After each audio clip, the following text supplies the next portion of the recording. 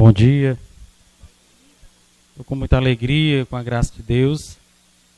Hoje nós estamos vivendo a Semana Santa. Iniciamos hoje o Tríduo Pascal. Esse Tríduo Pascal, ele vai nos levar para uma grande alegria, uma grande realidade, uma grande certeza da nossa vida, que é a ressurreição de nosso Senhor Jesus Cristo. A minha última pregação na comunidade foi no dia 21 de junho, lá na Casa da Paz. E hoje, aqui para a comunidade, de maneira para todos, é a minha primeira pregação depois da minha cirurgia. Eu, quando ontem, compartilhando com os meninos por duas oportunidades, eu imaginava assim, logo após a cirurgia, no momento ali que eu estava acamado, eu não parei na minha dor. Eu não parava na minha dor. E eu dizia para mim que assim que eu voltasse a pregar, eu ia dizer assim essa expressão, né? Eu pensei que esse momento, não ia chegar. E graças a Deus eu estou aqui, estou bem melhor. Bem melhor do que já estive antes.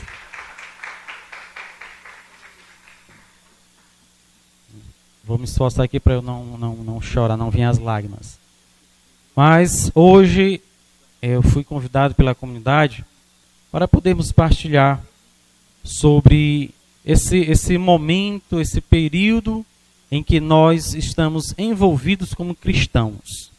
Envolvidos de maneira especial porque nós vamos resumir, até sábado nós vamos resumir 32 anos, 11 meses e 27 dias de vida de nosso Senhor Jesus Cristo. 32 anos, 11 meses e 27 dias. O profeta Isaías, ele teve esse grande privilégio de anunciar Jesus, seu nascimento, lá em Isaías capítulo 7, versículo 14, quando ele anuncia o Natal, o nascimento, isso 700 anos antes. Depois Jeremias, para a mesma festa da Páscoa, Jeremias lá no capítulo 53, ele vai relatar toda a história da paixão de Jesus Cristo. Isto 700 anos antes. Para chegar no capítulo 66 de Isaías, ele também falar da vinda de Jesus.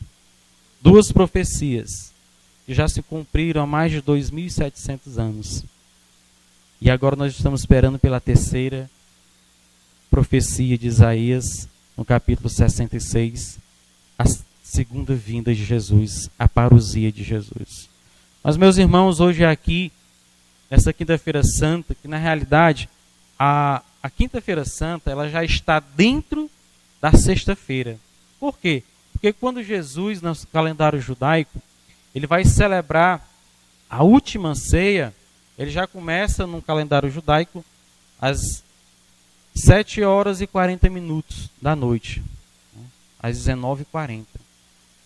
E aí ele faz todo o convite, ele faz a ceia, porque ele já sabe que vai chegar a hora dele partir, e ele quer inaugurar, ele quer instituir um grande sacramento, que vai deixar perpetuar, e ele vai dizer para os apóstolos, na instituição sacerdotal, ele diz: fazer isto em minha memória até o fim, até a minha volta.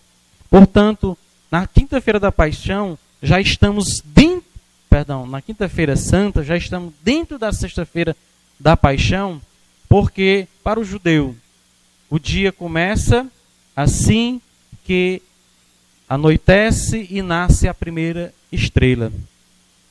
Portanto, a Quinta-feira Santa, ela já, judaicamente falando, ela já se encontra dentro da paixão de Jesus.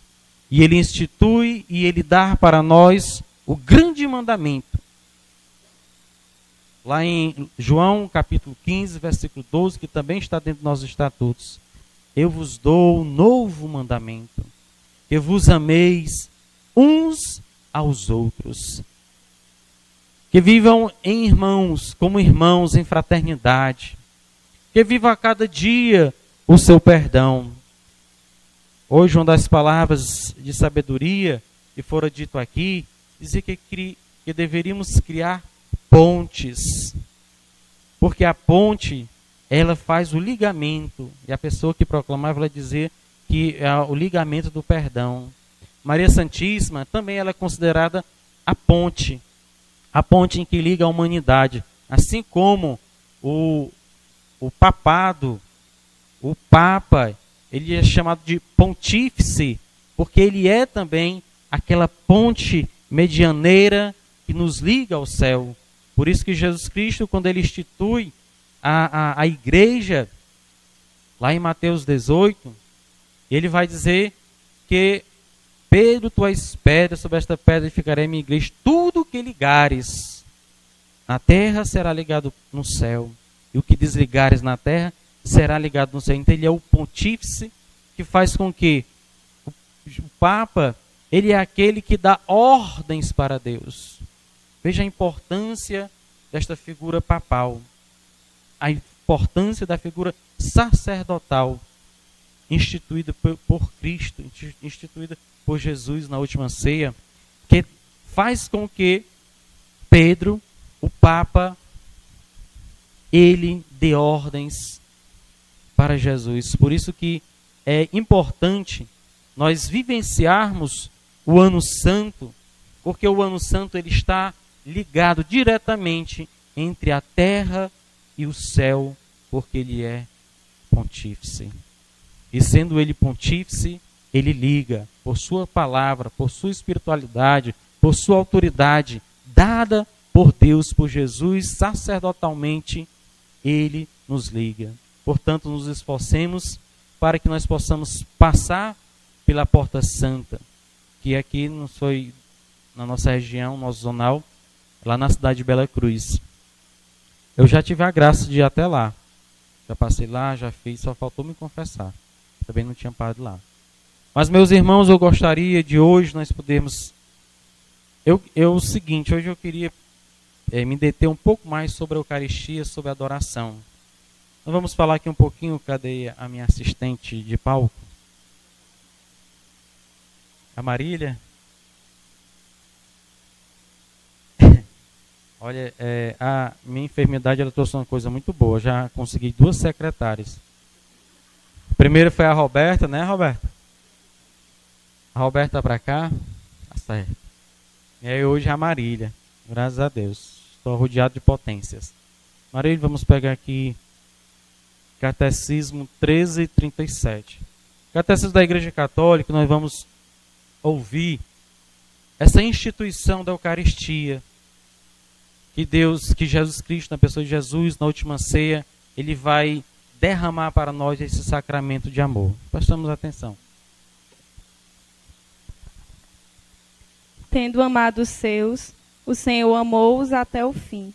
Sabendo que chegará a hora de partir deste mundo para voltar a seu Pai, no decurso de uma refeição, lavou-lhe os pés e deu-lhes o mandamento do amor, para deixar-lhes uma garantia deste amor, para nunca afastar-se dos seus e para fazê-los participantes de sua Páscoa. Institui a Eucaristia como memória de sua morte e de sua ressurreição. E ordenou a seus apóstolos que a celebrassem até sua volta, constituindo-os então sacerdotes do Novo Testamento. Palavra do Senhor. Na realidade são palavras, né, da salvação, né, porque narra um pouco do Evangelho. Então o Catecismo da Igreja Católica, a Igreja, ela vem nos falar desse mandamento do amor. Importante, se vocês prestarem atenção, é importante nós percebermos o seguinte: Jesus Cristo, ele lava os pés dos apóstolos. Papa Bento XVI, em seu livro Jesus de Nazaré, ele fala da importância de uma grande inclinação que a pessoa de Jesus Cristo ele faz diante dos apóstolos. Só quem se inclinava para receber os convidados, só quem se inclinava para lavar os pés eram os escravos. Interessante nós observarmos que Judas, ele vende Jesus a preço de um escravo. Ele vende Jesus por 30 moedas, melhor dizendo.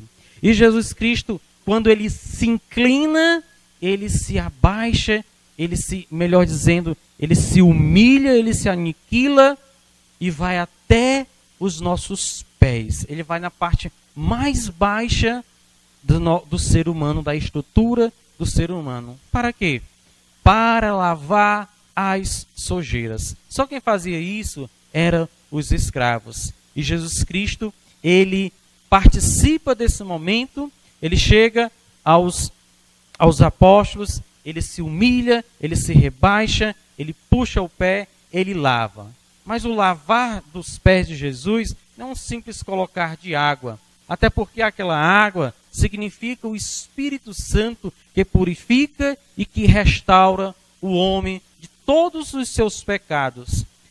Nos pés não trazia somente a poeira da estrada, o pó da estrada, mas trazia também as feridas, trazia também as dores, trazia também a jornada daquela pessoa, e juntamente com a sua jornada, ele trazia ali todos os seus pecados, todas as suas mazelas, as suas dificuldades, os seus rancores. Por isso que Jesus Cristo ele faz questão de baixar-se, de inclinar-se, e Papa Bento XVI dizia que a atitude do inclinar-se já é a prefiguração tanto da reconciliação como do perdão de Jesus para com os outros, porque ele sabia que ali já era chegada a sua hora, já estava pronto de ele ser entregue aos reis, a Pôncio Pilatos, e ele sabia que ele estava prestes a findar a sua vida.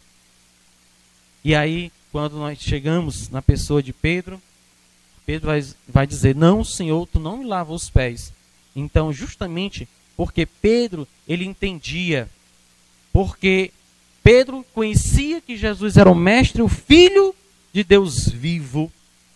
E sendo Jesus o Filho de Deus vivo, Pedro não queria que ele se inclinasse, que ele se rebaixasse, que lavasse os pés. Mas Jesus Cristo o retrunca, Jesus Cristo vai dizer, Pedro, se não lavar os pés, não terás parte comigo. Porque Pedro, até então, ele não entendia que o que Jesus Cristo queria lavar não era só os pés, mas também a alma, também o coração, também a mentalidade de Pedro. E assim também Deus, Jesus, ele quer também lavar toda a nossa mentalidade, a mentalidade de um homem velho. Jesus Cristo quer hoje não lavar os nossos pés, mas lavar nossas almas com esta atitude. Eu vos dou um novo mandamento, que vos amei uns aos outros, assim como eu vos ameis, façamos o mesmo. Aí Jesus Cristo, ele inaugura o pão, o alimento, ele se dá inteiramente para que se perpetue esta sacralidade, para que se perpetue o alimento que iria configurar os apóstolos, que iria trazer os apóstolos para a continuidade de seu reino. Porque quando Jesus Cristo se morresse na cruz, nada poderia acabar, pelo contrário, ali é o grande início, é o grande começo da Santa Mãe Igreja. E a Santa Mãe Igreja hoje, católica e apostólica, ela é hoje o que é, graças a essa apostolicidade dos apóstolos que receberam de Deus este sacramento da comunhão, este sacramento que é a Eucaristia, quando Jesus Cristo ele é esse pão que se doa. Mas é interessante nós observarmos o que nós vamos ler agora. A minha assistente já correu, não? É interessante nós observarmos agora, eu gostaria de chamar a atenção de vocês para o seguinte, nós vamos pegar em João capítulo 6, versículo 1, nós vamos entender o seguinte, que antes de Jesus Cristo, ele chegar à quinta-feira santa, antes de Jesus Cristo chegar para a última ceia instituir, ele prepara o povo, ele prepara a mentalidade do povo. Vamos ver, vamos pegar em João, capítulo 6, versículo 1.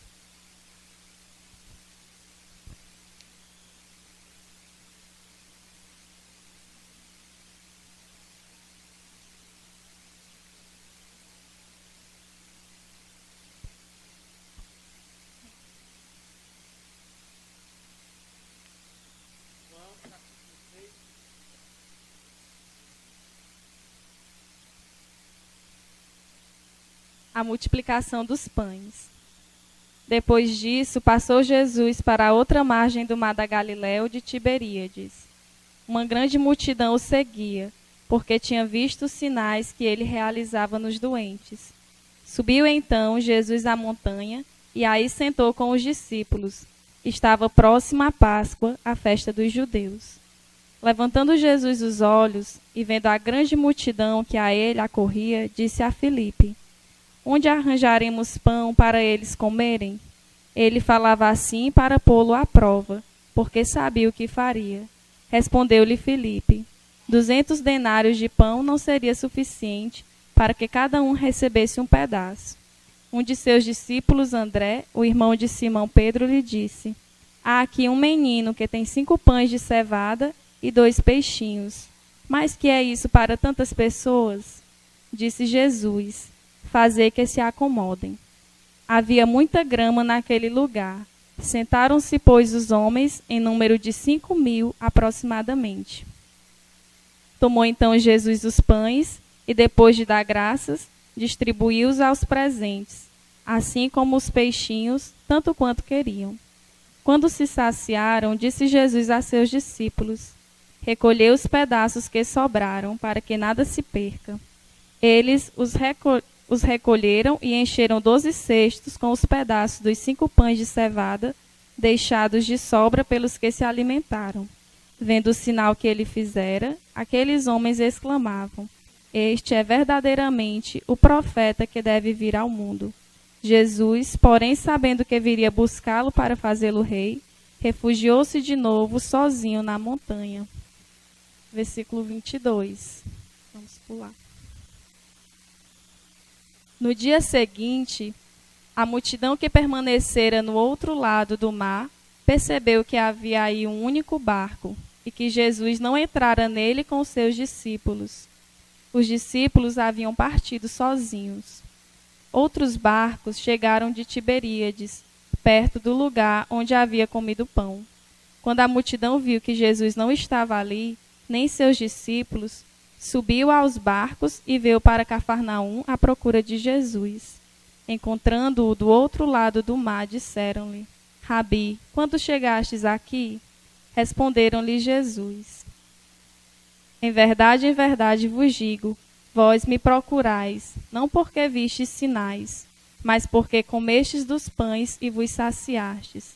Trabalhai, não pelo alimento que se perde, mas pelo alimento que permanece até a vida eterna, alimento que o Filho do Homem vos dará, pois Deus o Pai o marcou com o seu selo.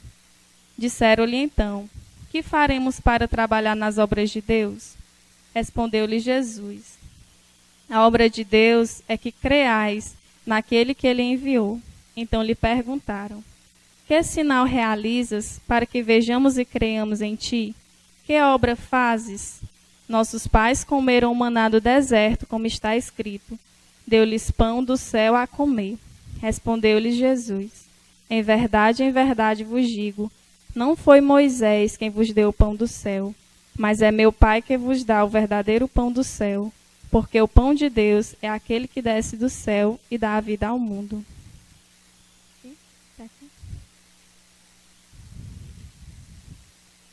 Palavra da salvação.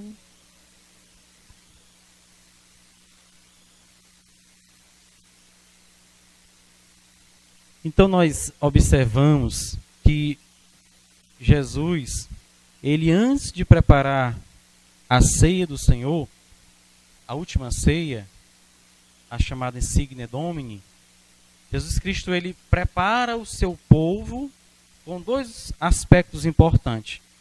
No continuar da leitura, nós iríamos perceber, assim quando ele finaliza a multiplicação dos pães, que na realidade a multiplicação dos pães é o milagre da multiplicação dos pães.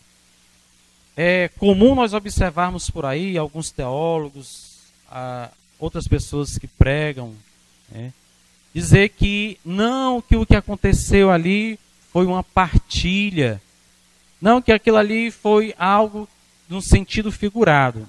No Catecismo da Igreja Católica, no parágrafo 1335, vai falar que é o milagre da multiplicação dos pães. Na realidade, ali foi a multiplicação dos pães que Jesus Cristo faz. Por quê?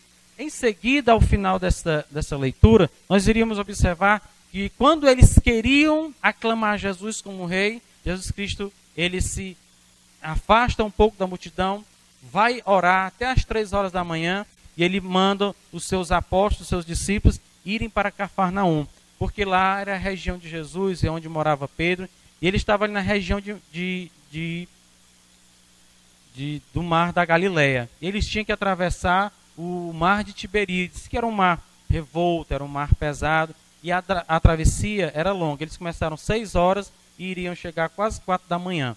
Quando deu 3 horas da manhã, Jesus Cristo sai do ponto onde ele estava orando e vai se encontrar novamente com os discípulos ainda no mar. E Jesus Cristo, ele vem sobre as águas. Por que Jesus Cristo ele anda sobre as águas? É interessante nós observarmos que Jesus Cristo, ele inicialmente, ele multiplica a matéria, ele transforma a matéria. Jesus é o único ser, Deus é o único ser que ele tira algo do nada. E aí então, dos 5 pães e 2 peixes, aí nós já vemos um sinal do sacramento. Os 7 sacramentos. Que esses sacramentos, ele é a coluna mestre da igreja que nos conduz ao caminho de salvação. E Jesus Cristo, ele multiplica a matéria para dizer que ele tem poder sobre a matéria, que ele é Deus e que ele tudo pode na sua onipotência. E quando ele anda sobre as águas, inicialmente os apóstolos se assustam, têm medo, é um fantasma, o que é aquilo? Aí Jesus Cristo diz, não temas. Mas por que Jesus Cristo ele estava fazendo ali um teatro? Jesus Cristo ele estava querendo amedrontar os outros, fazer um fantasma, passar medo? Não, meus irmãos. O que na realidade Jesus Cristo queria dizer que ele tem tanto poder sobre a matéria, o pão, quanto tem poder sobre o seu próprio corpo, porque ele seria mais tarde transformado em pão, em alimento. E por isso que Jesus Cristo ele faz com que o milagre da multiplicação dos pães, a matéria sendo transformada. E em seguida o seu próprio corpo, onde ele diz que a lei da gravidade não atuaria sobre ele naquele instante. Para em seguida ele iniciar esse grande sermão chamado Sermão da Eucaristia, onde nós vamos ver lá no capítulo 6, do versículo 50 a 55, onde diz, quem come a minha carne e bebe meu sangue terá vida eterna, permanecerá em mim, ainda que morto, ressuscitará. Portanto, meus irmãos, quando nós entendemos que Jesus Cristo ele chega na Quinta-feira Santa, quando ele chega na Santa Ceia, ele se faz alimento.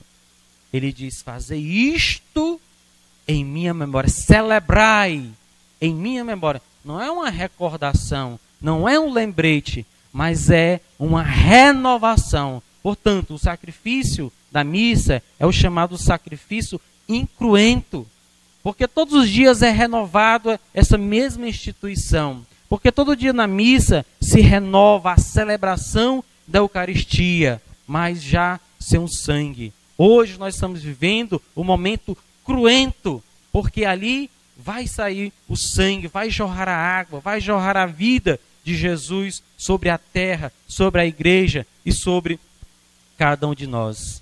E aí nós temos a Eucaristia. Portanto, meus irmãos, chegando na Eucaristia, observando esse milagre, o Papa Bento XVI, quando ele escreveu a carta Sacramentus Caritatis, quer dizer, o sacramento do amor, salvo engano foi em 2009, e foi justamente sobre a Eucaristia. Mas por que isso? Por que sobre a Eucaristia? Não sei se vocês sabem, mas grande parte dos seminaristas pelo mundo afora, eles são levados, né, por uma corrente filosófica, parte da igreja, de pessoas que não são acostumadas a adorarem. Por que não adorar? Por que não se curvar? Tem gente que não se curva, seminarista, até mesmo padres, que foram formados para não terem a Eucaristia como adoração propriamente dita. Mas por que isso? Porque a adoração, a Eucaristia, ela veio surgir a partir do 2º milênio. No 1º milênio não existia a adoração propriamente dita como hoje. O Padre Rômulo faz sempre na festa de São Manuel do Santíssimo, como nós, filhos de Sião, toda quinta-feira adoramos o Senhor, nos ajoelhamos diante de Deus. A nossa igreja, gente, estava perdendo essa referência de adorarmos. O Papa Bento XVI, no ano sacerdotal, e ele revitalizou a oração diante dos povos, o Papa Bento XVI ele levou para o ano sacerdotal, numa missa, que foi a chamada a maior concelebração da história da Igreja Católica. Ele conseguiu reunir 20.000 sacerdotes. E o que ele fez naquela noite? Ele trouxe Jesus Eucarístico para ser adorado. E ele pediu que ali os sacerdotes se adorassem. Pediu que os sacerdotes se adorassem. Mas eu ouvi de um relato de um padre que ele dizia o seguinte: eu, cheio de todas as boas intenções, eu não adorava. Por quê? Porque eu não me sentia na responsabilidade de adorar Jesus, porque isso era uma coisa do 2º milênio, não era uma coisa do 1º milênio, dos primórdios da igreja, da nascência da igreja. Adorava sim, no momento da transubstanciação, da transformação da Eucaristia, ali já era a adoração dele. Mas o Papa Bento XVI, na sua encíclica Sacramentus Caritatis, ele vai pegar uma frase de Santo Agostinho, e Santo Agostinho é século IV, é início da igreja. E aí esse padre disse, eu vou dizer para vocês agora a frase, esse padre disse, ele cortou, Bento XVI cortou as pernas dele, cortou o orgulho dele, porque já estava se alastrando na igreja essa falsa impressão de que não se deveria adorar Jesus, o corpo santo de Jesus Cristo.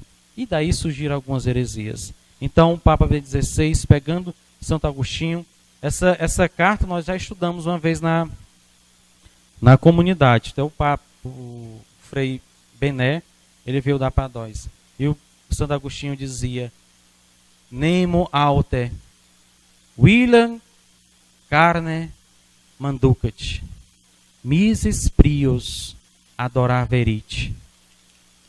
Ele diz, petemo-nos nona adorando.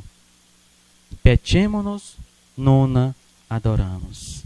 Quer dizer, Santo Agostinho ele dizia, ninguém come aquela carne, ninguém come aquele corpo santo, sem antes tê-lo adorado. Petemo-nos non adorando. Pecamos se não adorarmos a Jesus. E aí esse padre ele diz, cortou as minhas pernas, porque ninguém pode comer o corpo e sangue de Cristo sem antes ter o adorado. Nós pecamos se nós comermos e não adorarmos.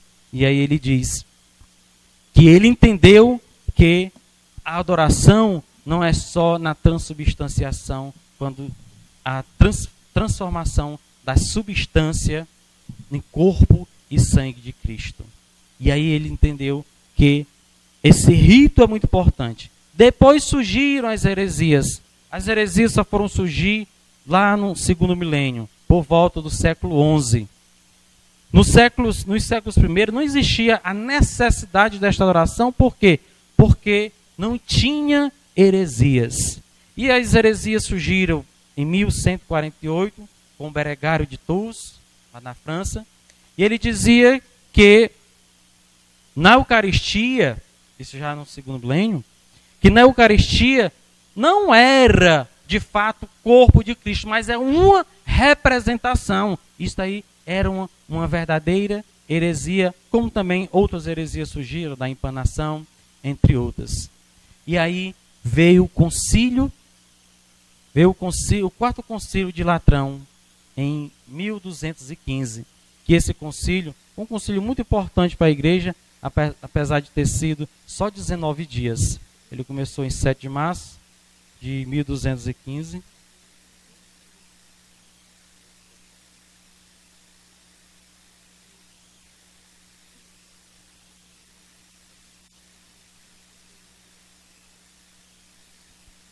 Então, como havia dizendo, por ocasião da água, que no concílio de Latrão, que foi Santo Inocêncio, Papa Inocêncio, ele levou ao questionamento das duas heresias, da empanação e de Berengário. Dizia que ali não era de fato Cristo. Mas aí a igreja ela entendeu que na transubstanciação a matéria, a substância, ela é transformada. Embora a espécie ela seja transformada, mas a matéria não foi transformada.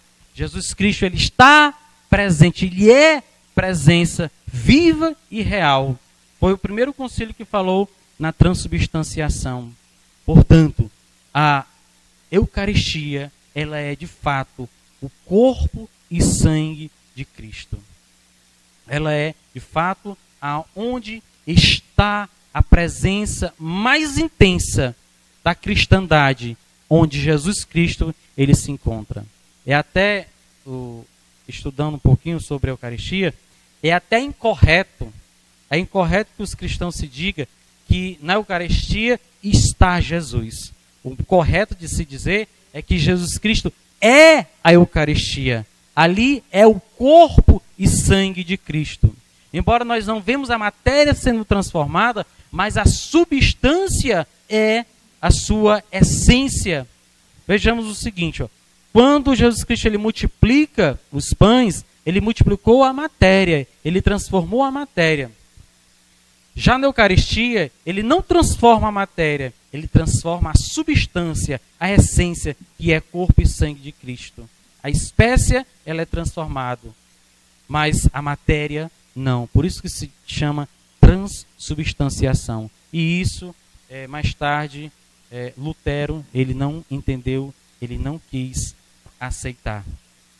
Portanto, nós nos voltamos como católico para essa necessidade de adorarmos Jesus, de adorarmos a Eucaristia, porque facilmente nós acabaríamos com a Igreja Católica se nós anulássemos o sacerdote, se nós anularmos a Eucaristia. E esse costume ele veio se perdendo, ele veio se acabando, ele veio se transformando ao longo dos tempos. É tanto que, depois dos concílios, a Igreja fez com que o padre levantasse na hora da transubstanciação, levantasse a Eucaristia, levantasse o cálice, para que naquele instante fosse adorado. Depois a liturgia ela foi incrementada, que o padre, quando ele faz o momento quando ele consagra a hóstia, o sangue, ele se ajoelha. Até então não se ajoelhava. E depois fez com que os fiéis também ficassem de joelhos. Vocês já prestaram atenção como hoje, na nossa paróquia, em outras paróquias que nós visitamos, nós vemos e notamos várias pessoas que já não querem mais dobrar os seus joelhos. E aí Santo Agostinho tem razão quando ele diz: pequemos-nos não adorando.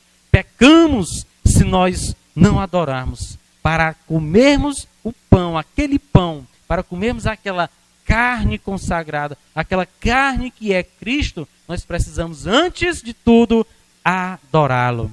Aí tem pessoas que não se ajoelham mais, porque perdeu essa referência, porque perdeu o significado deste rito tão importante de se curvar, de se ajoelhar, de reverenciar. Porque quando o padre ele se ajoelha, ele diz: de fato é Deus. De fato, ali é Jesus. A Eucaristia é o corpo santo de Cristo Jesus, que se deu aos apóstolos e que se dá para nós como fonte de alimentação, fonte inesgotável do amor. Quando nós não ajoelhamos, nós estamos imitando a Satanás. Nos afrescos das catedrais já do século XIII, XIV, facilmente nós vamos perceber nas pinturas, nas gravuras, nas artes sacras, vamos perceber que Satanás ele é desenhado, a imagem dele não tem joelhos. Por que não tem joelho? Porque ele não se dobra para Jesus. Porque ele não se dobra para Deus. Então, tem um pouco de satanismo quando nós nos negamos a adorarmos a Cristo. Quando nós na Eucaristia, no corpo santo instituído pelo próprio Cristo, quando nós não queremos ajoelhar. Tem pessoas que, ao comungar, essa prática está muito comum no nosso meio. Tem pessoas que não se ajoelham na hora quando é consagrado, da consagração, nem depois que se comunga. Porque quando nós temos Cristo, nós nos ajoelhamos, porque ali nós vamos permitir que nós somos escravos de Deus, que nós aceitamos que Ele é Deus, que Ele está acima de nós, que Ele é o nosso alimento. Hoje nós estamos comumente, comungamos e já vamos sentar. Isso é uma prática de um rito que veio lá do século XVI, quando na Inglaterra, na igreja anglicana, que quando o Henrique VIII ele rompeu com o papado, rompeu com o Papa, ele acreditava piamente na Eucaristia e todo o rito da igreja anglicana era basicamente o da igreja católica. Porque foi rompido somente a autoridade. Deixou de ser do Papa para pertencer ao rei. Mas o rei,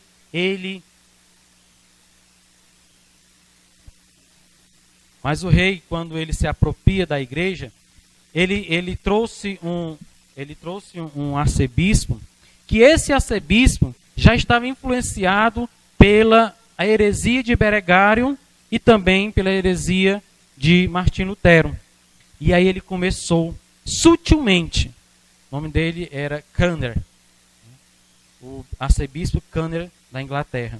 Então Cranmer, ele sutilmente começou a não mais levantar a Eucaristia, ele começou a não mais levantar o cálice, isso sutilmente, sem ninguém perceber. E aí ele parou de ajoelhar-se após a consagração no altar. E aí ele foi indo, e as pessoas começaram a acostumarem-se e não se ajoelhando. Gente, o prejuízo da igreja anglicana foi estarrecedor.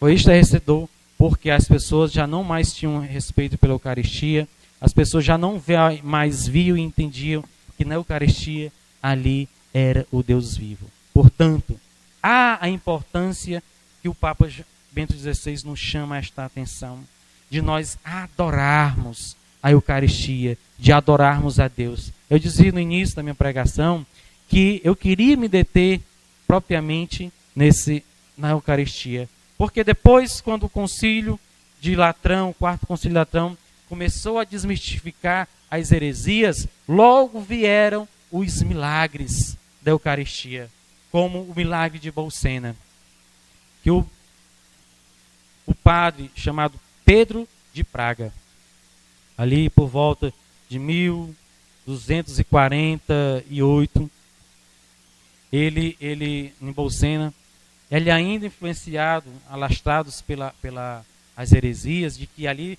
de fato, Deus não estava presente, ele começou a duvidar. E quando ele levanta a hóstia se transforma em sangue, em carne e sangue. E aí, onde nós vamos encontrar a primeira expressão chamada Corpus Christi, quando o Pedro de Praga, o padre, ele viu o sangue no corporal, ele vai e avisa ao bispo dele. E Bolsena era muito próximo a uma cidade onde estava morando o Papa Urbano IV. E ele contou para o bispo toda a situação, e o bispo disse, não, eu vou já levar o padre.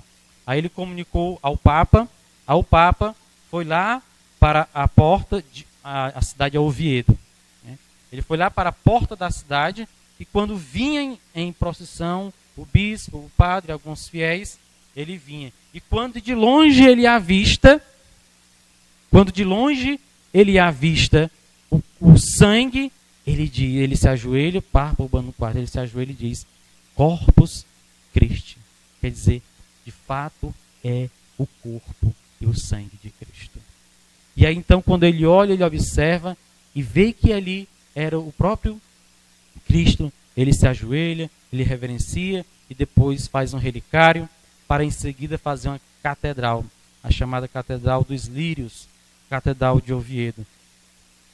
E o Papa, na época, ele tinha um assessor muito fraco, muito pobre, chamado São Tomás de Aquino. Já pensou a assessoria dessa? Está igual eu aqui, a minha assessoria é a Marília.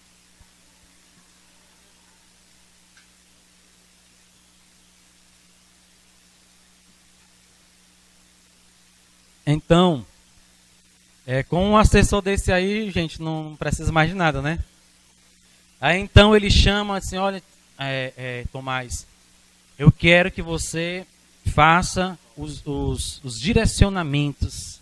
E aí, São Tomás de Aquino, ele compõe um dos mais nobres, se não o mais nobre hino da igreja, que é o chamado Tanto Ergo, o tão sublime sacramento. Mas antes disso, Jesus entendeu, Deus entendeu.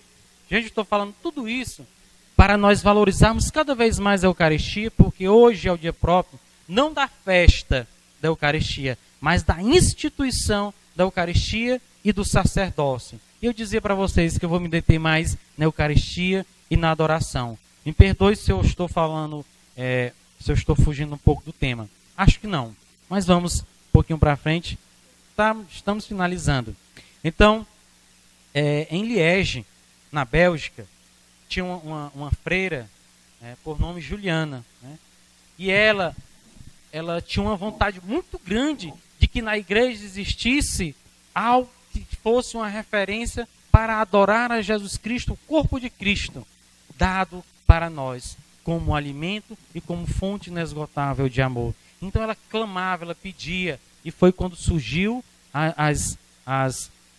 os milagres. Aí surgiu o milagre de Bolsena, o milagre de Cássia, quando o padre, ele, em vez de levar a hóstia, né, no viático, né, na teca, que os ministros sempre usam, os ministros têm que usar a teca e um paninho com a alça tem que estar sobre o pescoço e colocada acima do peito. Por quê? Porque ali é a grande referência do cuidado e do zelo que teve São Tarcísio. Por isso que o ministro ele não pode levar a hóstia para o enfermo de qualquer maneira. Então, tudo da igreja ela é pensado. Aí então, Juliano de Cornilon pedia ao bispo, pedia ao Papa uma festa sobre a Eucaristia. E aí, quando surgiram esses milagres, aí o Urbano IV, ele falou para o Tomás de Aquino, isso aí já em 1248 para 256. Aí começou. O Papa Urbano IV, ele inaugurou a festa. Mas a procissão, ela só veio existir, que é a chamada do Corpo de Deus, ela só veio a existir em 1317, já com outro bispo, aliás, com outro Papa. No caso é o Papa João XXII, que é a única vez que o Santíssimo, a Eucaristia, ela passeia nas ruas com a festa de Corpus Christi, né? Corpo de Deus. E tudo isso, meus irmãos, é para que nossa igreja ela seja vivificada a partir da nossa credulidade, a partir do nosso intento diante da pessoa de Jesus Cristo, que instituiu, que se deu, que não parou, que continua, que é perpétuo, até chegar a um de nós. Quando nós entendemos que lá na multiplicação dos pães, Jesus Cristo ele está preparando os apóstolos, os discípulos, a humanidade para o grande sacramento, o augusto sacramento, que é a Eucaristia, nós vamos entender que ele tem o poder sobre tudo. Jesus Cristo ele tinha um controle de tudo. Ele tinha um controle sobre a matéria, tinha um controle sobre si e tinha um controle sobre toda a regência da natureza. E aí Cristo, ele se derrama para nós, se faz para nós, não como rei, mas como um escravo. Assim também, como Maria Santíssima, ela se torna escrava para aceitar o projeto de salvação na nossa vida. Quando Maria diz, assim, eis aqui a escrava do Senhor, ancilas estes, quer dizer, a escrava do Senhor, ela se torna ali, e Jesus Cristo também, ele torna-se escravo de cada um de nós, quando ele se rebaixa, quando ele se inclina na missa do lava-pés, quando ele se inclina, ele chega até nós, lava toda a nossa sujeira e nos dá o novo mandamento, que nos ameis uns aos outros, assim como eu vos ameis, diz o Senhor. Portanto, meus irmãos, que nós possamos, a partir desse momento, entendermos que a Eucaristia ela deve ser adorada como urgência. E nós temos uma grande alegria no meio de nós, porque o carisma dos filhos de Sião é de sermos adoradores. E sermos adoradores aqueles que adoram o Senhor em espírito e em verdade. Nós estamos fazendo parte desse chamado de Deus, desta identidade de Deus, de estarmos inseridos num carisma em que Deus nos identifica e chama para nós, para que sejamos nós, este povo adorador, este povo que entendeu a Santa Ceia, este povo que entendeu que Cristo, ele quis se doar, quis se dar no meio de nós. Coloca a mão no seu coração. Colocando a mão no seu coração, feche os seus olhos.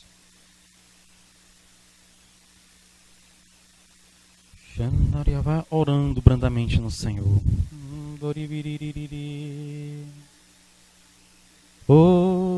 Ele ela vai cantando.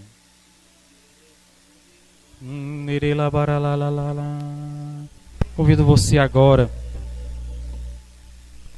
a sermos aquele povo que são os adoradores de Deus, que são os chamados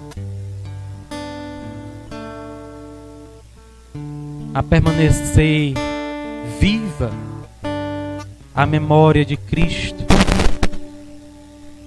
que se fez pão. Vai dizendo para o Senhor, quero o Senhor ser alimentado.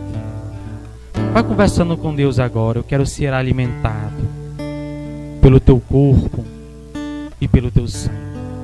Eu creio, Senhor Jesus Cristo, verdadeiramente que o que tu deixas para nós é uma verdadeira comida, é uma verdadeira bebida. E se eu, Jesus Cristo, se eu não entendi até hoje, eu passo a entender que aquele que come e bebe o corpo e o sangue de Cristo, vai conversando com o Senhor, essa verdade, essa realeza, essa fortaleza, essa consciência de espírito que agora tomamos como parte para nós, que nós entendemos que fazemos parte de um povo eleito. Diga para o Senhor, eu sou eleito, eu sou um eleito de Deus, eu sou um escolhido de Deus, porque eu fui tomado pela Eucaristia. A Eucaristia me faz gente. A Eucaristia me torna humano. A Eucaristia me torna cidadão do céu. Diz para o Senhor que a Eucaristia me torna cidadão do céu.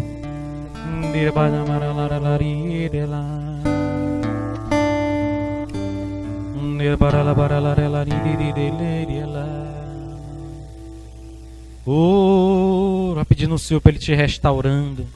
Que o Senhor Ele possa ir lavando também nossas almas.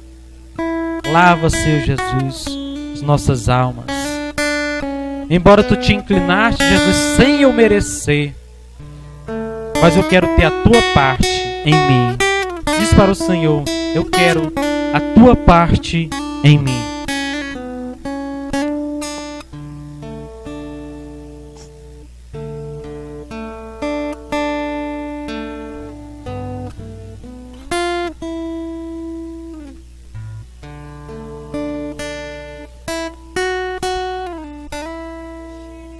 Diria barala manara larai baraha orieleria lá.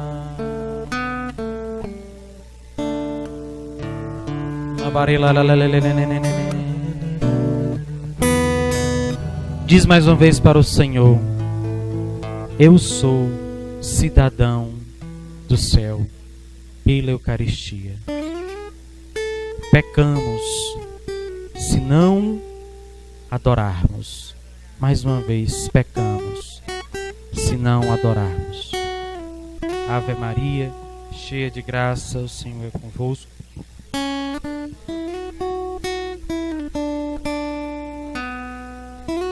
Santa Maria, Mãe de Deus, rogai por nós, pecadores, agora e na hora de nossa morte. Amém. Louvado seja o nosso Senhor Jesus Cristo. Sempre seja louvado. Vamos aplaudir com